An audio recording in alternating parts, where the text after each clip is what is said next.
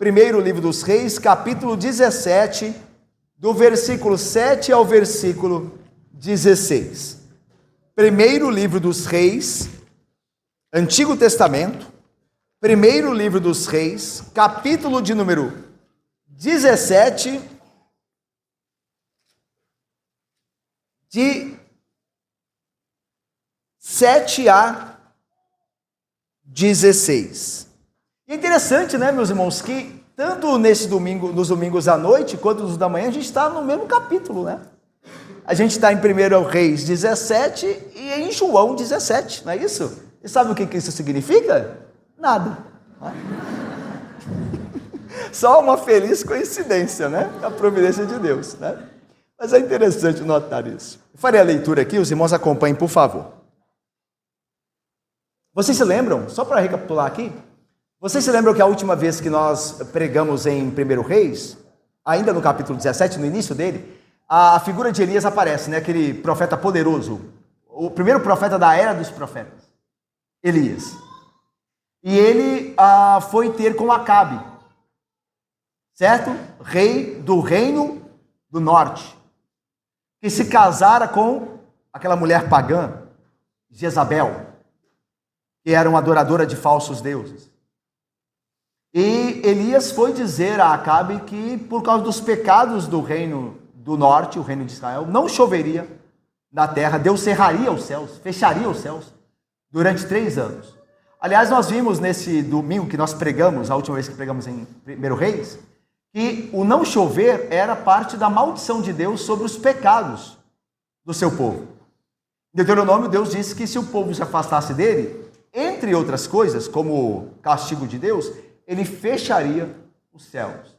Lembre-se que, naquele contexto, o povo, toda a nação, dependia da chuva, né? Era uma cultura, né, de sobrevivência, ou seja, do plantio. A cultura de sobrevivência era o plantio. Então, se não chovesse, tudo tinha fim. Então, Deus disse que quando o povo não ouvisse, ele castigaria o povo, repreenderia o povo, não dando chuva. E é por isso que Deus cerrou os céus ali, na época de Elias, porque Israel estava longe dele. Okay? O reino do norte. E aí, ao mesmo tempo, vocês se lembram que Jezabel vai se levantar, essa rainha de Acabe, como era mulher pagã e má, ela não era só pagã, ela era má também. E ela vai promover um assassinato dos profetas de Yahvé. Ela vai começar a perseguir e matar os profetas. E aí Deus, obviamente o nosso Deus, que é poderoso e providente, ele envia Elias para o ribeiro de Querite, para que ele fosse sustentado lá longe de Jezabel, para guardar a vida do profeta. E lá vocês se lembram que foi a última vez que nós vimos o livro, 1 Reis, que Elias ali tem a promessa de Deus de ser sustentado com a água do ribeiro e com os corvos que iam trazer comida para ele, de dia e de noite. À tardezinha os corvos vinham trazendo comida em seus bicos. E assim Deus sustentaria o profeta. E o profeta não duvidou, não. Ele obedeceu, porque obviamente, né, imagina, alguém, mas o Senhor vai me sustentar com corvos? Como que é isso? Mas a Bíblia diz que Elias creu em Deus e ele obedeceu a palavra. E foi exatamente isso. E meus irmãos, isto obviamente é um milagre e nós não temos por que duvidar dessas coisas. Por quê? Porque Deus é todo poderoso e a sua palavra é perfeita e verdadeira. Deus, ele é o Senhor de toda a terra. Deus é o mesmo Deus que deu ordens à baleia, ou o grande peixe, como diz o texto de Jonas, para que engolisse Jonas. Deus é quem enviou o verme, no mesmo livro de Jonas, para fazer secar a árvore que ele mesmo havia trazido ali para dar sombra ao profeta. Ou seja, na Bíblia o tempo todo nós estamos vendo Deus ordenar a natureza. Jesus Cristo vai andar por sobre as águas, vai dar ordens à tempestade e ela vai parar. Então, irmãos, veja, se nós não cremos que Deus pode enviar corvos, dar ordem a eles para que alimentem o seu profeta, então nós vamos perder todo o elo da palavra de Deus e vamos começar a tirar tudo dela. E veja, qual é a dificuldade de crer num Deus que é soberano e poderoso, que criou todas as coisas e tem poder e autoridade sobre elas, de dar ordem da maneira que ele quer à sua criação para agir como lhe apraz? Crer nisso está de acordo com a nossa fé. É por isso que Deus é Deus. É por isso que ele é Deus. Senão ele não merece esse título. Se ele não governa sobre a própria criação. Então não há nada, irmãos, fora aqui daquilo que deve ser crido de fato. Nós, racionalmente, pelo Espírito Santo que transforma a nossa mente e coração, queremos que Deus pode todas as coisas, porque senão ele não seria Deus. Ok? Bom, Deus então vai sustentar o profeta durante aqueles dias ali, perto do ribeiro de Querite. Só que há um problema, o ribeiro vai secar. E é isso que nós vamos ver agora. Olha aí, versículo de número 7. Mas passados dias, a torrente secou, porque não chovia sobre a terra. Então, lhe veio a palavra do Senhor dizendo: dispõe-te e vai a Sarepta, que pertence a Sidom, e demora-te ali, onde ordenei a uma mulher viúva que te dê comida. Então, ele se levantou e se foi a Sarepta. Chegando à porta da cidade, estava ali uma mulher viúva apanhando lenha. Ele a chamou e lhe disse: traze-me, peço-te, uma vasilha de água para eu beber. Indo ela a buscá-la, ele a chamou e lhe disse: traze-me também um bocado de pão na tua mão. Porém ela respondeu: tão certo como vive o Senhor teu Deus, nada tenho cozido. Há somente um punhado de farinha numa panela e um pouco de azeite numa botija. E vês aqui, apanhei 2 cavacos e vou preparar esse resto de comida para mim e para o meu filho. Comê-lo-emos e morreremos. Elias lhe disse: não temas, vai e faze o que disseste, mas primeiro faze dele para mim um bolo pequeno e traze-me aqui fora. Depois farás para ti mesma e para teu filho, porque assim diz o Senhor Deus de Israel: a farinha da tua panela não se acabará, e o azeite da tua botija não faltará, até ao dia em que o Senhor fizer chover sobre a terra. Foi ela e fez segundo a palavra de Elias. Assim comeram ela e sua casa muitos dias. Da panela a farinha não se acabou, e da botija o azeite não faltou, segundo a palavra do Senhor, por intermédio de Elias. Irmãos, vamos então ao texto, uma vez que já oramos para que o Senhor nos abençoe. Irmãos, já demos uma introdução aqui, relembrando onde paramos, e diz o texto então, no versículo 7, que passados alguns dias, o ribeiro de Querite secou. Querite, irmãos, era apenas um ribeiro, mas era água, obviamente, e estava sustentando o profeta segundo a bondade de Deus e a providência.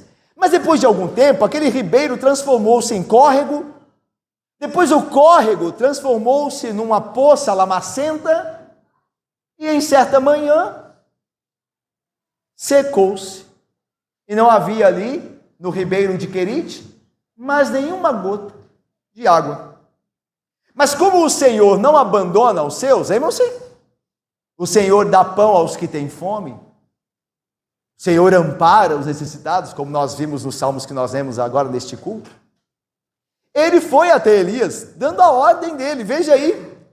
Então lhe veio a palavra do Senhor, versículo 8, dizendo: dispõe-te e vai a Sarepta, que pertence a Sidom, e demora-te ali significa, e habita ali, não é só ficar de passagem, Diácono Carlos e Yara, e Isabela, minha irmã, Amoras, não é só passar por lá, demora-te ali, habita ali, vai passar um tempo aí, um tempo considerável em Sarepta, em Sidom, e aonde ordenei a uma mulher viúva que te dê comida. Irmãos, o profeta vai aprender com esta experiência que Deus dá pão àqueles que são seus servos, que confiam nele. A ideia é que Deus dá sustento àqueles que Débora e Guilherme, Diácono Felipe e Vitória, nele esperam. Deus não deixa, não abandona, não deixa de dar o sustento a todos aqueles que aguardam nele, que esperam nele. O profeta iria aprender isso através desta experiência.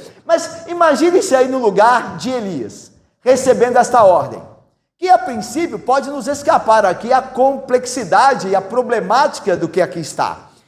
dispõe-te, disse Deus, no versículo 9, e vai a Sarepta, que pertence a Sidom. A ideia aqui, meus irmãos, é que Elias está indo para a região de quem?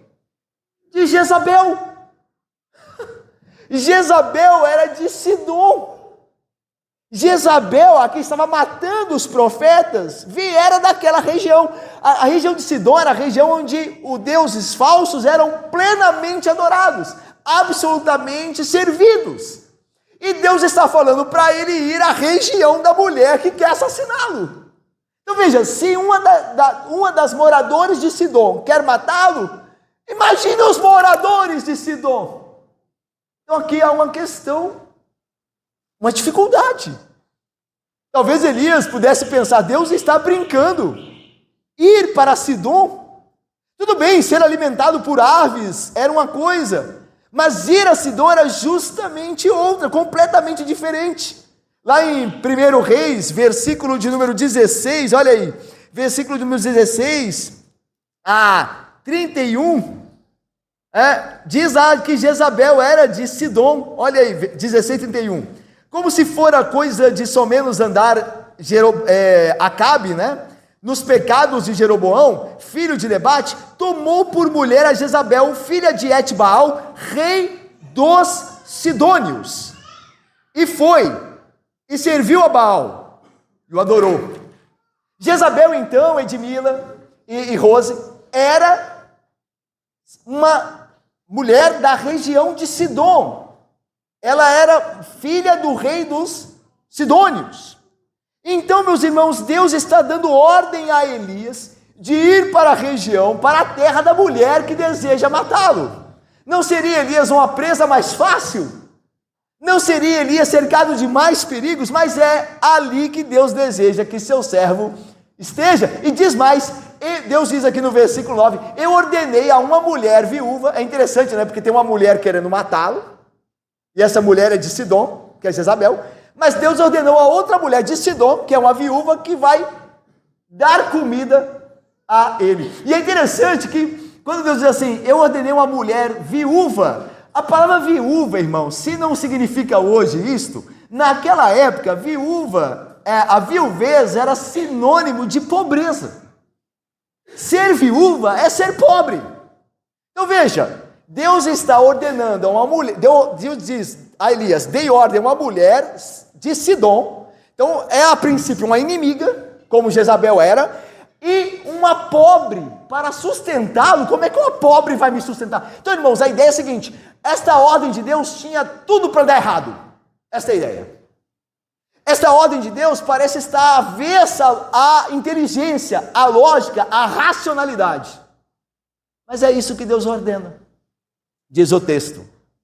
E aí, e vejam que diz o texto que Deus deu ordem para que Elias morasse lá, habitasse lá, não é de passagem não, é que ficasse lá. Então imagina aqui como Elias poderia estar atendido. Mas o que Elias fez?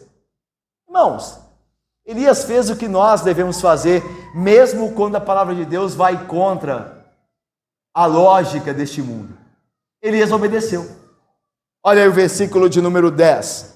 Então, ele se levantou e se foi a Sarepta. Irmãos, a história aqui se repete. Tudo que Deus queria de Elias, quando o mandou para Querite, era simplesmente que Elias obedecesse, e ele obedeceu. E agora o que Deus quer? Que Elias novamente, simplesmente, obedeça. E é isso que ele está fazendo. Irmãos, o que Deus espera de nós? Deus espera que nós obedeçamos a palavra dele. Deus quer que você, Eucilene, Marcelo, obedeça-lhe a palavra. Isso que mais Deus quer. Lembra que disse o profeta? O Senhor tem mais prazer, o Senhor, em sacrifícios, do que se lhe obedeça a palavra, pois melhor é obedecer a palavra do que os muitos sacrifícios. Melhor é a obediência. Porque assim nós honramos, glorificamos a Deus quando nós obedecemos. E é isso que Deus deseja, que se obedeça. Deus disse a Elias, vai para Querite. Ele foi, levantou-se e foi. Agora Deus diz, sai de Querite e vai para Sarepta. Ele foi. Porque Elias sabia que Deus tem prazer em que ele obedeça a palavra. E não quer dizer que Elias não possa ter ido com suas dúvidas, e até mesmo com certo medo, mas ele obedeceu. Irmãos, às vezes nós ficamos com medo e dúvidas ao obedecer a Deus. Mas Deus não se importa, desde que obedeçamos. Sabe por quê? Porque Deus sabe que nós seremos bem-sucedidos. Mesmo que nós tenhamos medo e dúvidas, obedeçamos. E Deus não se importa que você obedeça com medos e dúvidas. É óbvio que obedecer sem medo e dúvida é melhor. Mas contanto que você e eu obedeçamos a Deus, a bênção está aí. Porque Deus dará a você segurança, paz, felicidade se você obedecer. Então obedeça ao Senhor. Mesmo nas situações mais improváveis, se Deus falou em sua palavra, faça como Elias fez. E como nós veremos, ele foi sustentado, como Deus havia prometido. Vamos lá então, continuando o texto? Olha aí, irmãos, não chovia também em Sidom, tá? Tanto que o texto vai dizer que Deus falou a Elias, ele fala à mulher, né, a viúva, que não faltará farinha nem azeite a ela, até que volte a chover sobre a terra. Então a seca de chuva não era só em Israel, alcançou também outras regiões como Sidom. Tanto que o Elias diz, olha, para você não faltará nem azeite nem farinha, até que volte a chover. Então não havia chuva também em Sidom, tá? Então vamos lá, olha só o que diz o texto, continuação do versículo 10. Vamos ler juntos? Continuação do versículo 10 e o versículo 11, leiamos. Chegando à porta da cidade, estava ali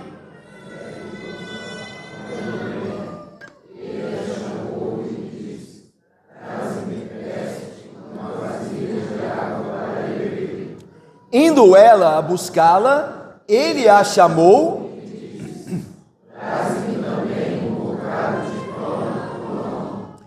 Veja, irmãos, Elias chegando a Sarepta, havia uma mulher que estava ali, na porta da cidade.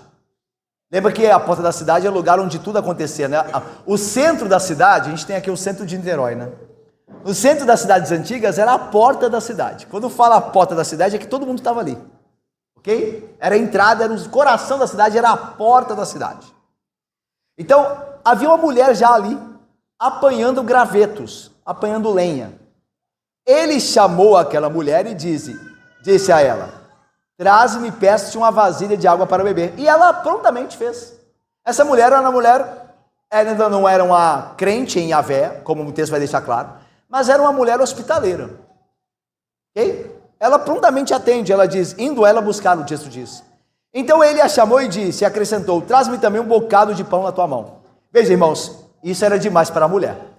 Trazer a água, ela não tinha problema. Ela está aqui acompanhando o costume daquela época que as mulheres buscavam água para os seus maridos ou para aqueles que de fato solicitavam, né? Lembra da mulher samaritana? Ela foi buscar água no poço. Era um costume da época, quando Isaac foi conhecer, né, o servo de Abraão, foi conhecer mulher para Isaac, né, achou a esposa próximo da fonte de águas, porque era comum que as mulheres buscassem água naquela época.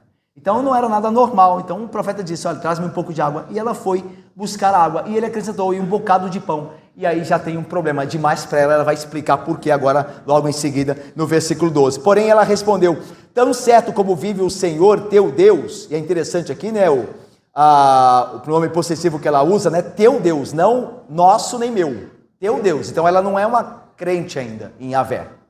Ela diz, tão certo como vive o Senhor teu Deus, nada tenho cozido. Há somente um punhado de farinha numa panela e um pouco de azeite numa botija. E vês aqui, apanhei 2 cavacos, 2 gravetos, e vou preparar este resto de comida para mim e para o meu filho. Ou seja, não sou só eu, tenho um filho. Comê-lo-emos e morreremos. Ou seja, porque não tem mais nada. Tem só um pouco de farinha, um pouco de azeite. Vou fazer um pãozinho ali para mim e para o meu filho, vamos comer e vamos morrer. Não tem como, né, lhe servir. Certo? Certamente, irmãos, não era o melhor momento para aparecer um convidado de fora da cidade para comer com aquela mulher na casa dela. Não era a hora, né? É mais ou menos como o pastor apareceu um dia de semana, que você está tarefado na sua casa pedindo almoço, né? É mais ou menos isso, ó, pastor. está bem na hora, né? Estou cheio de coisa aqui. É mais ou menos isso. A viúva tinha apenas o suficiente para ela e para o seu filho, para fazer um bolinho ali, e segundo ela, eles comeriam e morreriam. Mas era uma mulher hospitaleira de fato, né? Mas sua despensa estava vazia. Ela até queria ajudar, mas não tinha como a princípio. No entanto, irmãos, Elias confiou na palavra de Deus. E aqui é uma coisa importante aqui. Porque talvez nós pensássemos aqui que Elias poderia ser sensível, né? Então deixa. Onde eu estava com a cabeça, né? Pode deixar. Não, o Senhor disse que uma mulher viúva iria sustentá-la. E aquela mulher ali estava, ela e seu filho. Ela não tinha marido, mas tinha um filho, uma viúva. Elias não voltou atrás. Ele confiou na palavra de Deus. É interessante isso, né? Às vezes nós queremos ser mais bondosos do que o próprio Deus. E aí que está o problema. A gente quer ensinar a Deus. Oh, Deus, como é que você pode pedir para essa mulher me sustentar? Coitada. Ela tem um pouquinho lá para ela e para o filho. Não vou fazer isso não, a mesma. Ô, fulana, está dispensada, viu? Pode ir.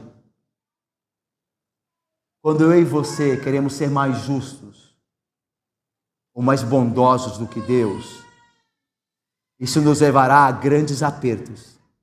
Não queira ser mais justo do que Deus, porque eu e você não somos. E não queira ser mais bondoso do que Ele, porque eu e você também não somos. Afinal, muito pelo contrário. Obedeça a Deus. Faça o que Ele te ordena. Eu vou te dar um exemplo bem claro disso aplicado à nossa vida.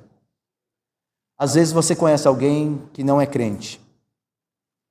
E Deus disse para que você não se una a pessoas não crentes. Mas você acha aquela pessoa uma pessoa agradável. Uma pessoa que tem uma certa ética.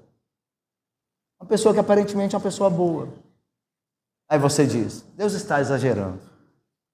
As coisas não são assim. Deus está sendo muito radical. Afinal, por que eu vou me afastar dessa pessoa? Ela é tão boa, ela é tão agradável, ela me ajuda tanto, ela é tão voluntária, pronta para me ajudar. Mas Deus está te dizendo que não é bom. Então não faça. Ok? Esse é o ponto aqui.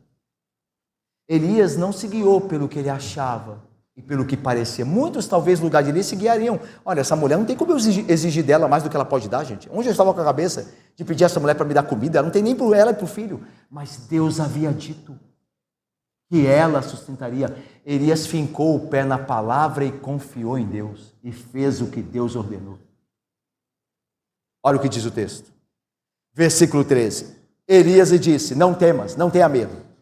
Vai e faz o que disseste, ou seja, prepara o bolo. Mas primeiro, como eu disse, faze dele para mim um bolo pequeno e traze-mo aqui fora. Depois farás para ti mesma e para teu filho. Então vai, faz como você falou que vai fazer. Faz o bolo lá com o resto do azeite e da farinha.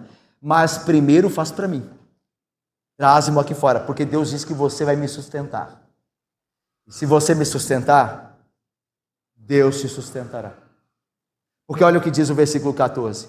Porque assim diz o Senhor Deus de Israel, a farinha da tua panela não se acabará, e o azeite na tua botija não faltará, até o dia em que o Senhor fizer chover sobre a terra.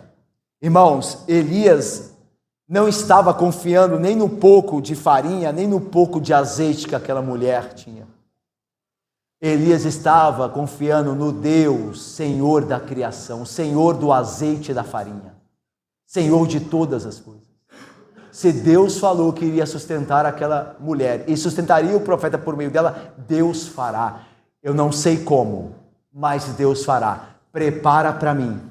E Deus me disse que não acabará a farinha e o azeite da tua casa até que chova novamente. E o que aquela mulher fez? E veja que aquela mulher está começando a ser transformada e seguindo o exemplo do profeta, ela foi e obedeceu. Olha aí o versículo de número 15. Foi ela e fez segundo a palavra de Elias. Assim comeram ele, ela e a sua casa muitos dias. da panela da farinha não se acabou, e da botija o azeite não faltou, segundo a palavra do Senhor, por intermédio de Elias. A mulher confiou em Deus, e Deus operou um milagre, porque ela obedeceu. Às vezes você e eu queremos ver a bênção antes de obedecer a ordem, mas nunca acontece assim. Primeiro eu e você obedecemos, depois a bênção nos chegará como Deus prometeu. Faça aquilo que Deus está ordenando você a fazer e você será feliz.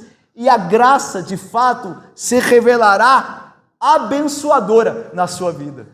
Porque Deus, meus irmãos, nos prova para nos aperfeiçoar, não para o nosso mal, mas para nos fazer mais crentes. E por fim, nos recompensará, segundo a sua graça, que opera eficazmente. Da panela da mulher não acabou a farinha, e nem da botija o azeite não faltou.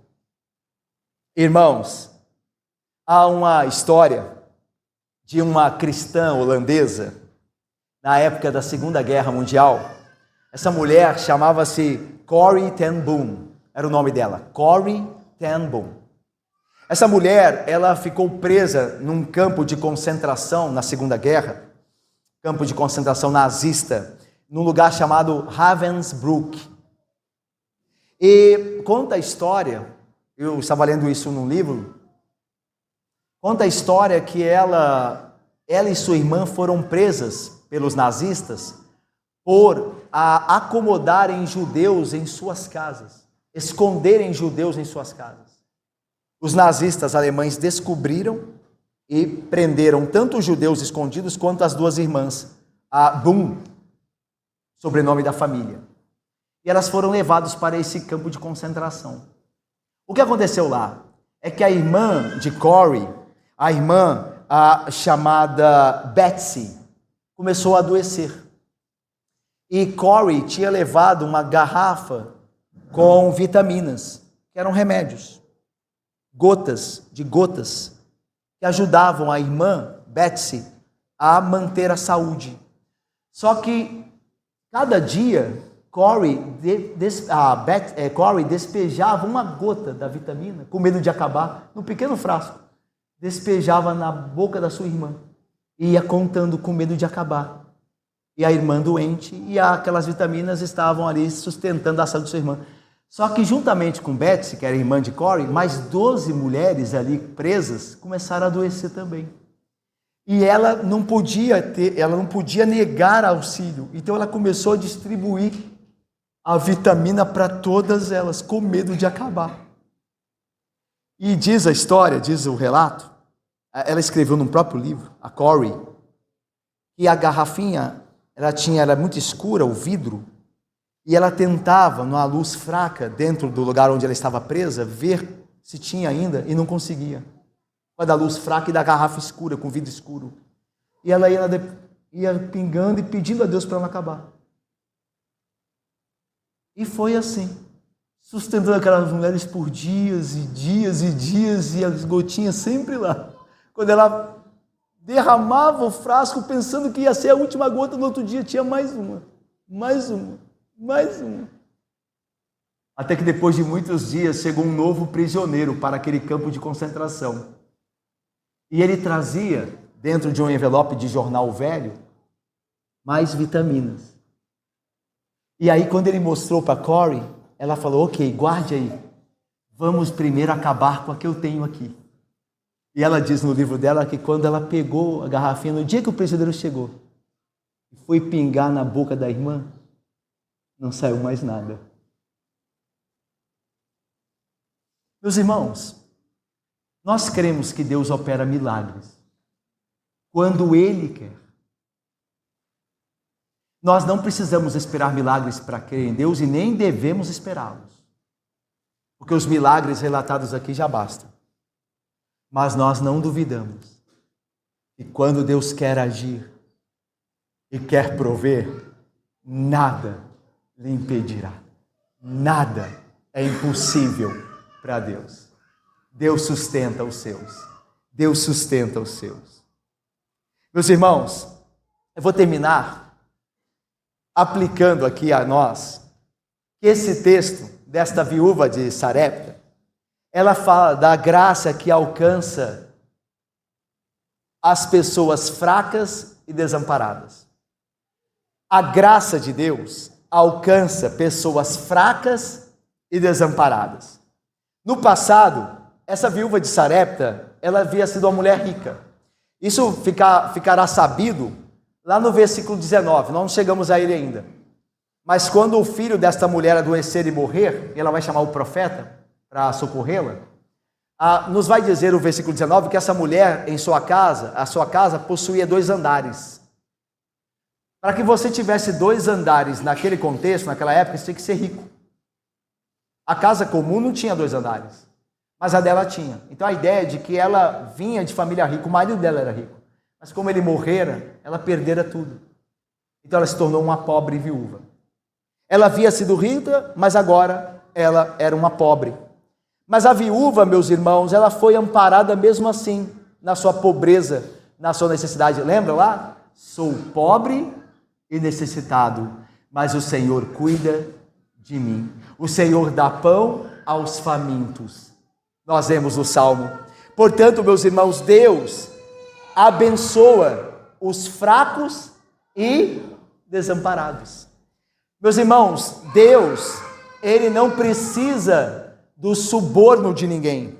Lá no Salmo diz assim, lá em Moisés, em Deuteronômio diz assim, pois o Senhor vosso Deus é o Deus dos deuses e o Senhor dos senhores, o Deus grande, poderoso e temível, que não faz acepção de pessoas, nem aceita suborno.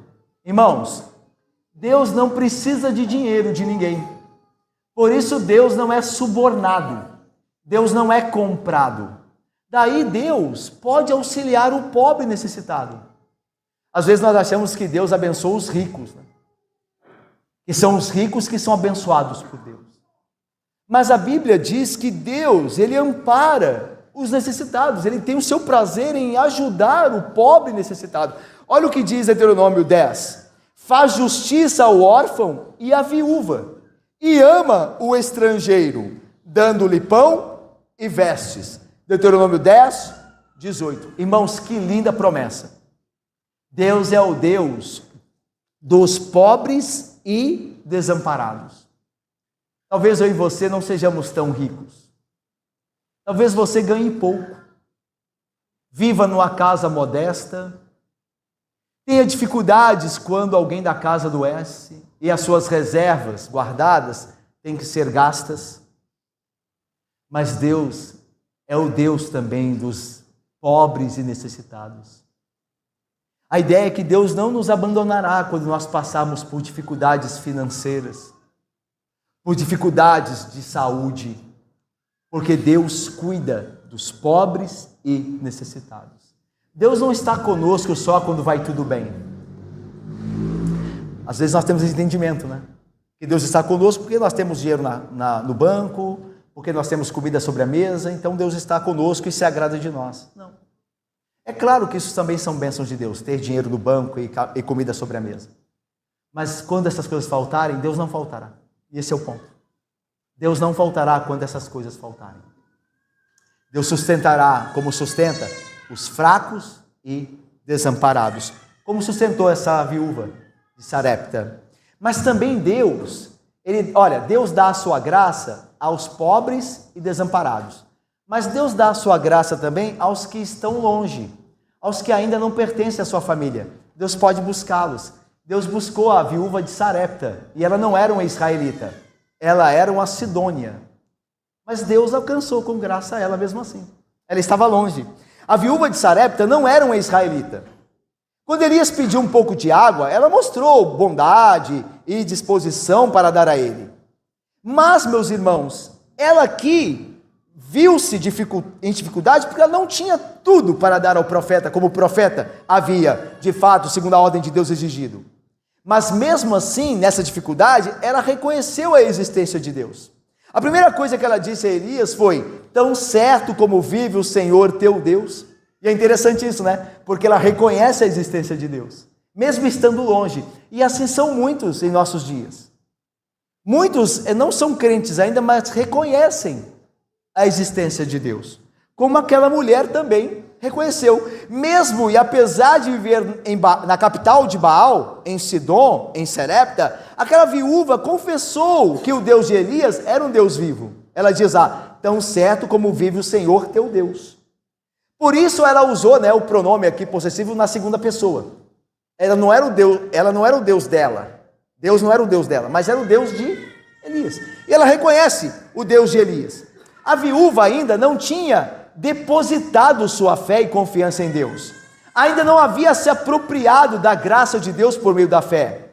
Ela ainda se encontrara fora da família de Deus, mas estava ciente disso.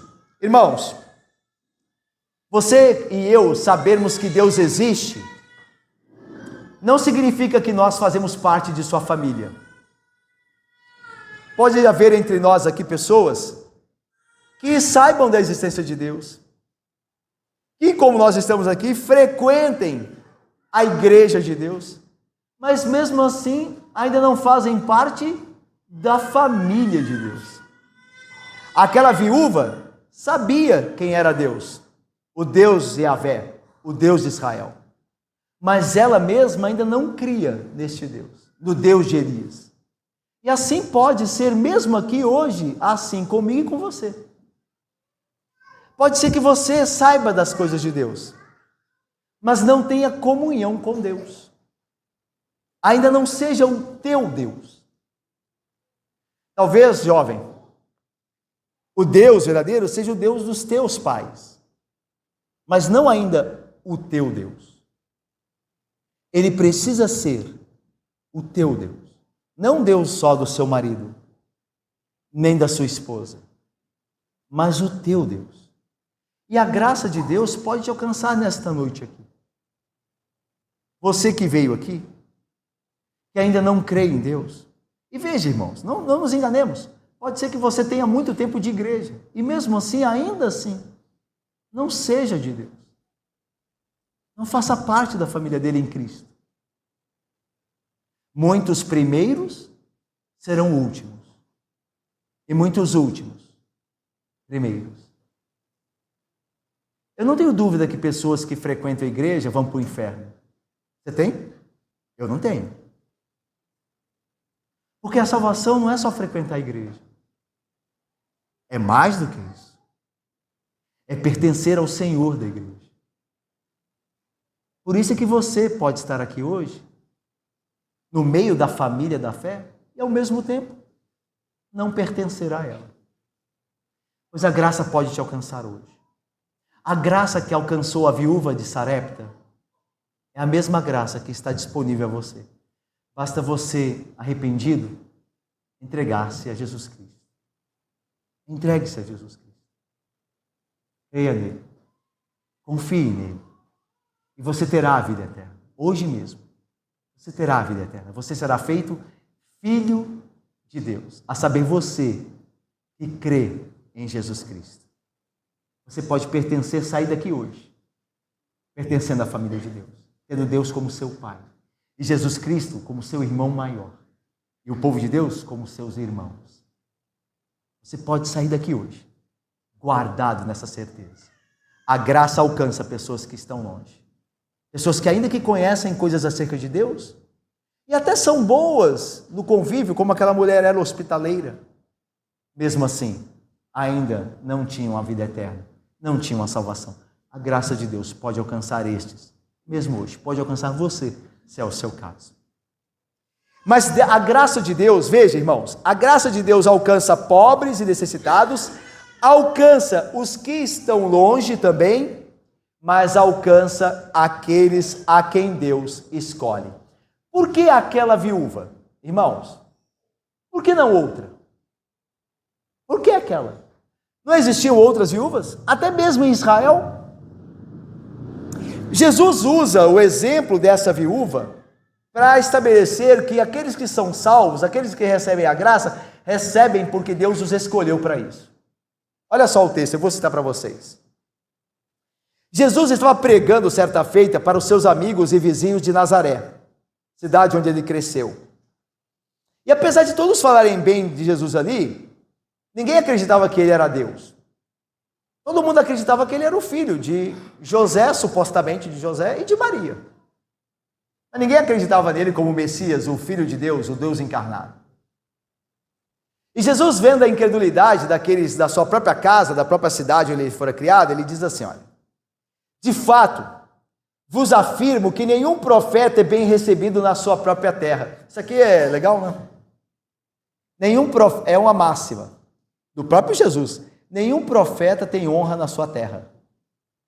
Por quê? Porque na terra dele é aquele que sempre viveu aqui. Não tem graça.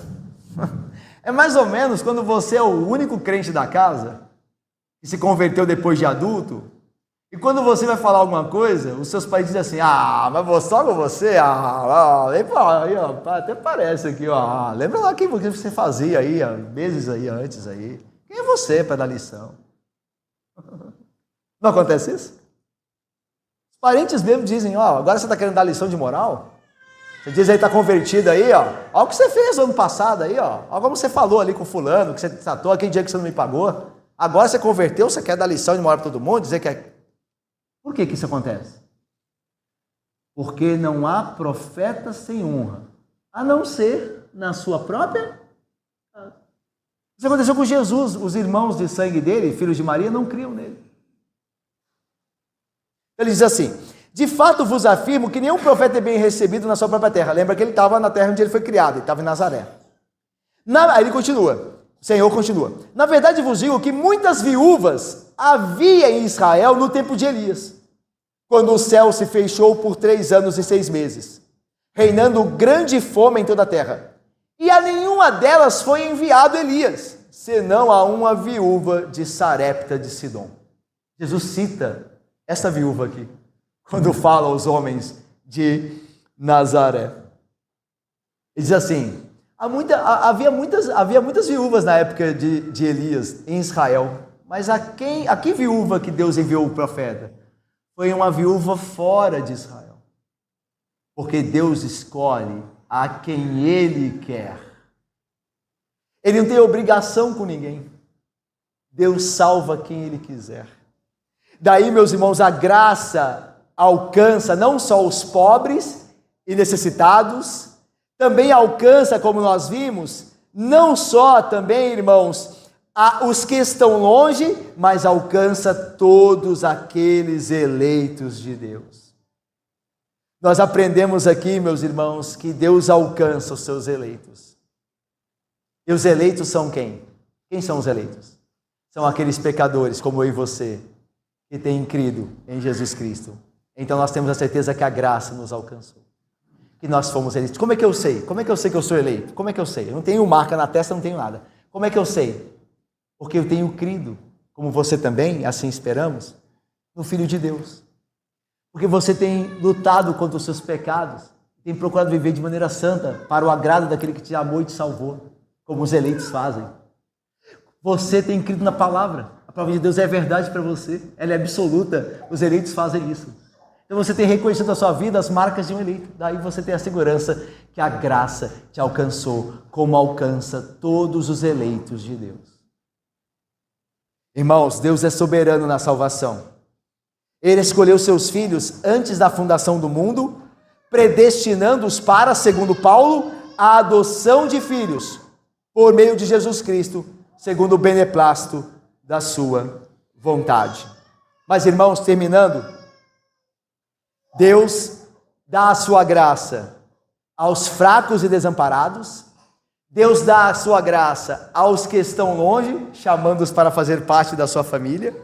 Deus dá a sua graça, como nós vimos, para aqueles a quem Ele elege e escolhe, pela sua graça também Ele faz isso. Mas Deus também dá a sua graça, eu termino, para os mortais, para os que estão à beira da morte. Aquela mulher viúva estava à beira da morte. Ela diz assim, vou fazer esse pão para mim e para o meu filho, comeremos e morreremos. Irmãos, a graça salvífica de Deus é também para aqueles que estão prestes a morrer. Quando Elias chegou em Sarepta, a viúva estava prestes a morrer. Comê-lo-emos, o pão que fizermos aqui, e morreremos. Irmãos, quando nós morreremos? Quando é que eu e você morreremos? Nenhum de nós sabe com certeza.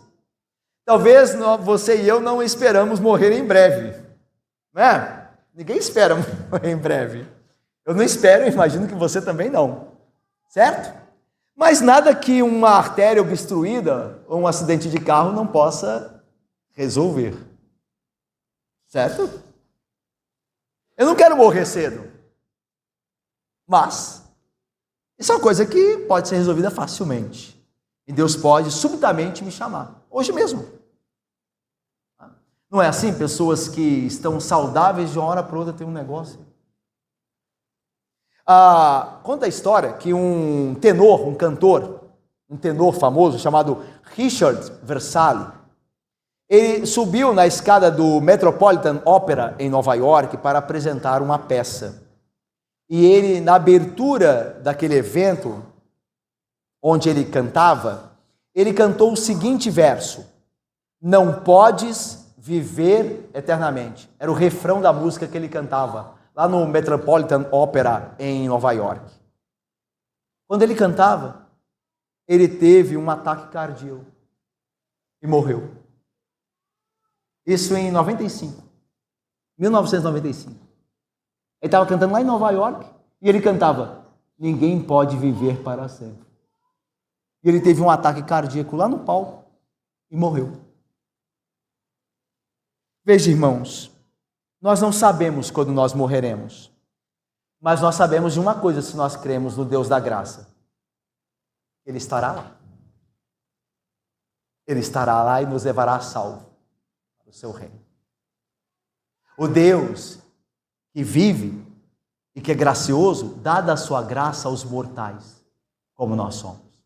Por isso nós não tememos a morte, porque Deus estará lá.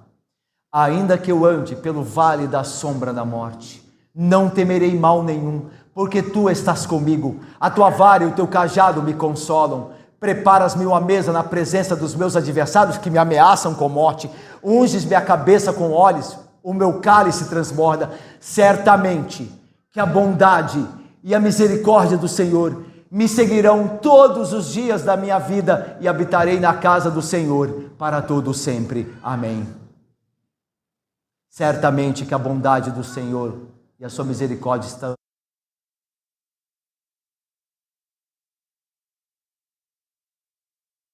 lá do Salmo, o verbo seguir, lá quando Davi diz certamente me seguirão a bondade e a misericórdia, não é bem seguir. O verbo é perseguir. Perseguir. Certamente a bondade e a misericórdia do Senhor me perseguirão. Mesmo que eu não queira, mesmo que eu em algum momento fuja dela na minha fraqueza e falta de fé, o Senhor me perseguirá com a sua bondade e misericórdia. E na morte estará comigo, como me prometeu. Graça aos que estão para morrer, Deus concede também. Você está preparado para o dia da sua morte? Você está preparado? Que dia maravilhoso, viu? Que dia maravilhoso será o dia da minha morte. Sabe por quê, irmãos? Porque eu deixarei de ser o pecador que eu sou. Finalmente. E eu estarei com Cristo. Como você também que crê nele estará. Que bem-aventurado é o homem que crê assim. Que Deus dá graça aos que estão para morrer. Meus irmãos, que Deus nos abençoe e nos guarde em sua graça, que alcança todo tipo de homem a quem Ele escolheu para a salvação. Amém, irmãos.